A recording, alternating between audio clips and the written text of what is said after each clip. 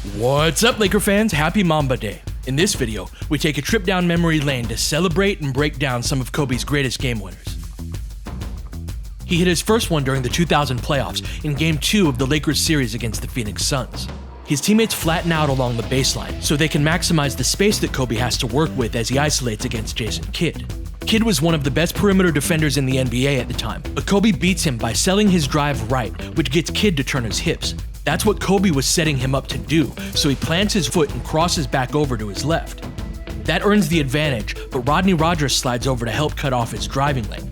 This is where young Kobe's athleticism would take over. He elevates for the jumper and Kidd stays with him at first, but Kobe's leaping ability allows him to hang in the air a little bit longer and reestablish his set point on the double clutch.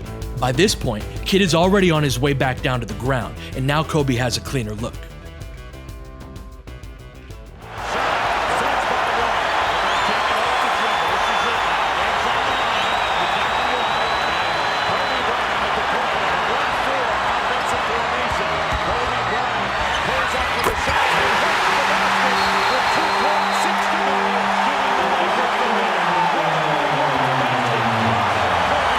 Kobe used his athleticism in a different way to get the Lakers the victory in Game 4 of the 2002 Western Conference Finals.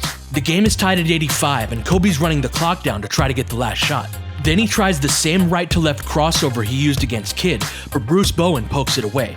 Kobe chases after it, but Derek Fisher tracks it down, and now time is running out. So Fish begins to drive, but watch Kobe as he does. Kobe loops behind Fisher as he's taking the pull-up jumper, and loses Tony Parker before skying to get the rebound, and then immediately double jumps to hit the putback layup over David Robinson.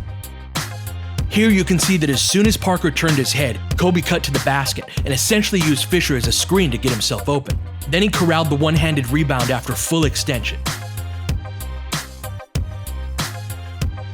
Now to 4, here's Fisher with the jumper, rebound, and he hit 5 and 10 seconds remaining. After Kobe hit a miraculous shot over Ruben Patterson to send the game to overtime, the Lakers found themselves down 2 with just a second left. Kareem Rush goes to set a down screen to free Kobe up, but Portland's expecting this and their strategy is to switch. Patterson is poised to take Kobe as he comes off of the screen, but Kobe outwits him. He fakes like he's going to use Brian Cook's down screen, but then he rejects it and cuts toward the ball. Keep an eye on Patterson as this happens. Since he thinks Kobe's going to use the screen, he fights over the top of it and is now completely out of position. Theo Ratliff recognizes this mistake and immediately tries to fix it by closing out. In a normal situation, this would be a shot fake and the defender would just fly by. But with just 1 second left on the clock, Kobe knows that not only does he have to get the shot off quickly, but he also has to put more arc on it or else it's going to get blocked. So he does exactly that as he fades away, shooting a rainbow jumper that clinched the Pacific Division title. Out to Kobe, ball away high. What a way to finish! Are you kidding me? That's the way to end the regular season. That's the way you end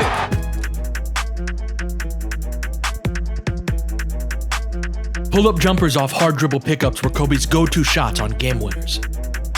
That's because defenders don't know when the ball handler is going to raise up for their jumper. And that gave Kobe an advantage that he only increased with the efficiency of his movements.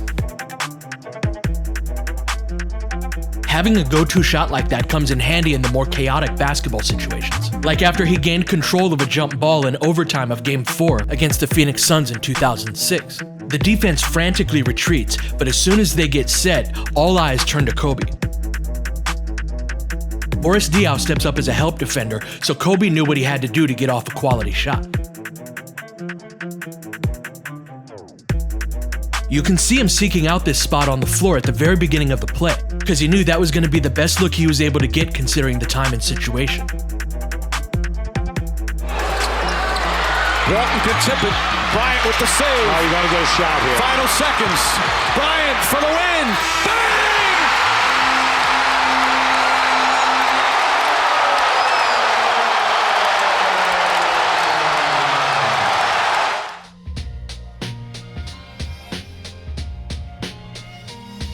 The Lakers are down 2 with 3.2 seconds left, and they're lined up for a sideline stack play. Pau is at the front of the stack, and he's going to loop around it and post up right about where he started. Sasha is going to fake like he's going to set the down screen and flare to the corner. Kobe is going to go toward the ball, and Fisher is going to go toward half court as an emergency outlet. Miami's strategy is to not let Kobe catch the inbound pass, so not only does Dwayne Wade face guard him, but Udonis Haslem does too. Kobe spots a sliver of daylight between them and jumps into the open space, but his job has just started. Miami did a great job of forcing this catch toward the sideline, and that means that Derek Fisher is now creating congestion for Kobe. Fish realizes that right away, and watch how he slides to his left as Kobe does, bringing Mario Chalmers with him to at least give Kobe some space.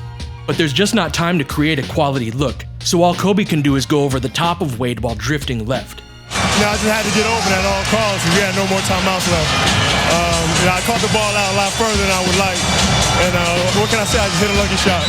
Artest looking, gets it to Bryant. Bryant dribbling, has to put it up at the buzzer. Banks it in! He banks in the three!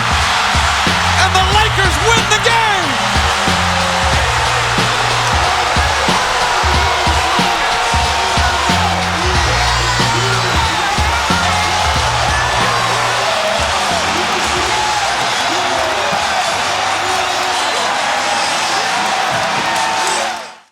That shot against Miami would catalyze a whole string of game winners. That shot right there, you know, it's one of those that he's done it so many times that you almost expected it. Kobe Bryant picked up by Bell. There's the move. 2, 1, missing. Unbelievable. For the victory. He hit 6 of them in the 2010 season alone. One of the most memorable ones came against the Sacramento Kings on January 1st, 2010. The Lakers are down 2 with 4.1 seconds left.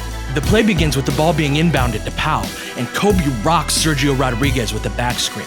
This frees Kobe up and leads to one of my favorite still frames. Nearly everyone on the Sacramento bench is looking down at his heels to see if he steps out of bounds. He keeps his heels just barely off of the sidelines and hits the 3. He also barely got the shot off with just 0.1 seconds left. Kobe knew exactly how much space he had to work with and exactly how much time he had to do it in. Gasol trying to find Kobe. And Kobe will get it for the win.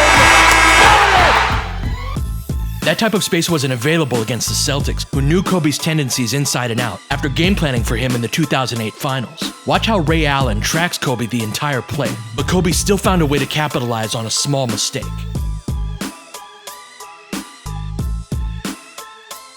Watch this hand fighting between Kobe's offhand and Allen's left. Allen is looking to bump Kobe off of his line on the drive, while Kobe fends him off. But then Allen gambles and reaches in for the steal, but comes up dry. So Kobe takes advantage. He shot fakes, which gets Allen's hands up and allows Kobe to rip through, going back to his shooting hand. Then he fades away to create space before Allen can jump again, and finds just enough daylight to knock down the jumper.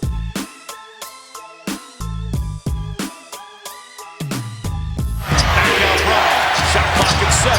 Bryant leads, falling away, puts it in! And the Lakers take a 1-point lead with 7.3 remaining. It's the final game of Kobe's career, and the Lakers have fought back to tie it behind his fourth quarter flurry.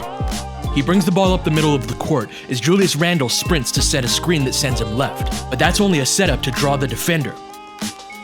The actual plan is to go back to old reliable, the hard dribble pull-up going right. So Randle switches his screening angle from one side to the other to make sure that Hayward can't fight over the top of it. Then Kobe caps it off with a final game winner on a shot he'd made so many times. Mamba forever.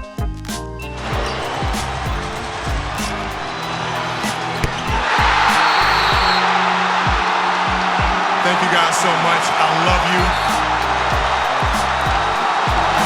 Mamba out.